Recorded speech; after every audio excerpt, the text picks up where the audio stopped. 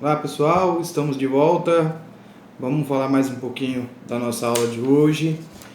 Nós passaremos a falar agora das custas processuais.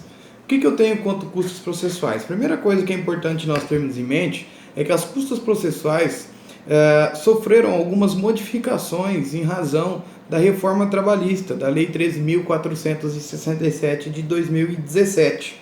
Tá? Então, nós temos algumas modificações que foram feitas que a gente passa a analisar agora. Então vamos lá. Em dissídios individuais ou de dissídios coletivos, nos processos de conhecimento, as custas processuais possuem um valor base. Esse valor ele é de 2%, e aí eu vou falar daqui a pouquinho sobre o que? Sobre o valor da causa, o valor da acordo, a gente vai ver daqui a pouquinho sobre isso daí. Mas as custas são de 2% sobre determinada coisa, determinado valor, observado-se o mínimo de R$ 10,64 e o máximo de 4 vezes o teto dos benefícios da Previdência Social. Isso está disposto lá no artigo 789 da CLT.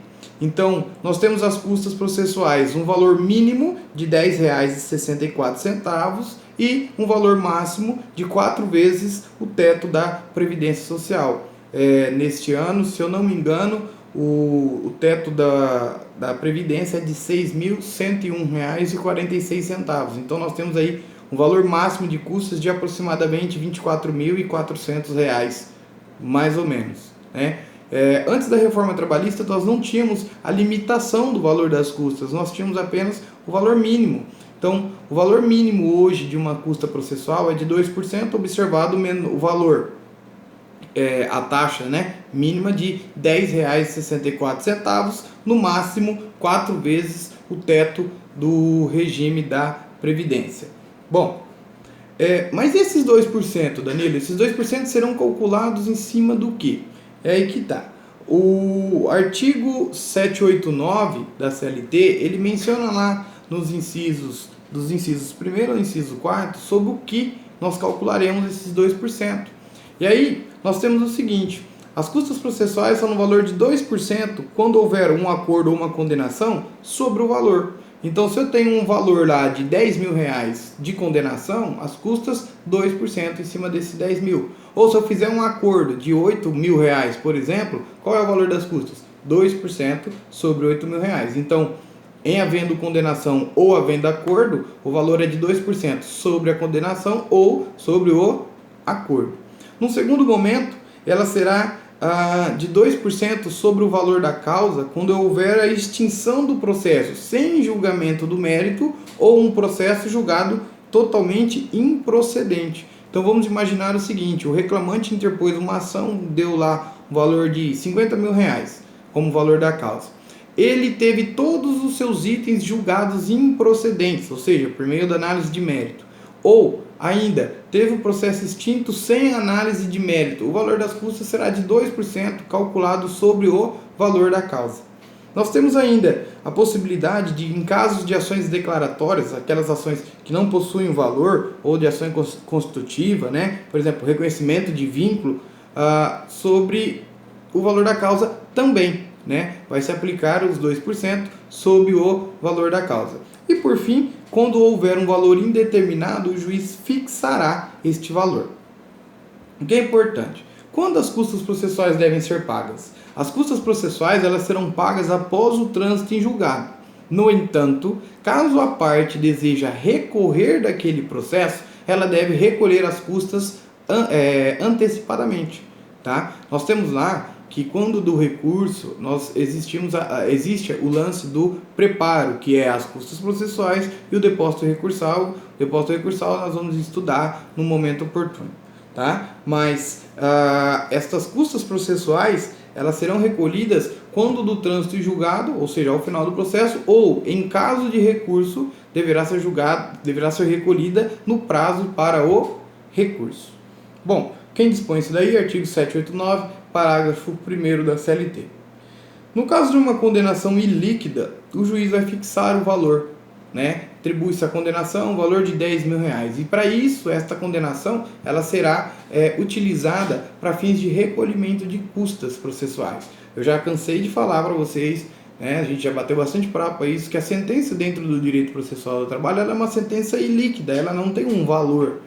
Ninguém é condenado a pagar R$10.000 de hora extra. A empresa é condenada a pagar 10 horas extras por dia, 10 horas extras por semana, enfim. E aí no final, quando nós estivermos em execução, aí sim nós vamos calcular o valor. Mas aí, para fins de recurso, o juiz atribui um valor e este valor vai ser utilizado para o recolhimento das custas. Importante ainda, pessoal, que cai bastante em concurso, é sobre a questão do valor das custas em caso de acordo.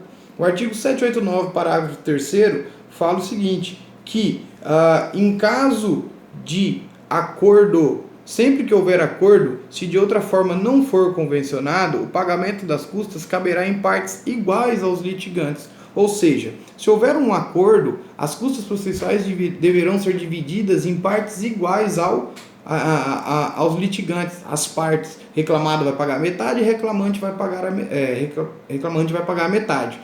Isto se não for disposto nada em sentido contrário. Ou seja, essa é a regra. Nada impede de no acordo constar de que as custas serão por parte do reclamante, que é o que acontece corriqueiramente. Por quê? Porque o reclamante tem a justiça gratuita e aí pede-se a isenção em razão disso, ou também nada impede das custas serem de responsabilidade da reclamada. Tudo bem? Então, em caso de acordo, como que é devido às custas? Meio a meio, salvo se tiver alguma disposição em sentido contrário, e aí essa disposição em sentido contrário vai mencionar, olha, a custa pertence só ao reclamante, ou as custas pertencem somente ao reclamado, beleza?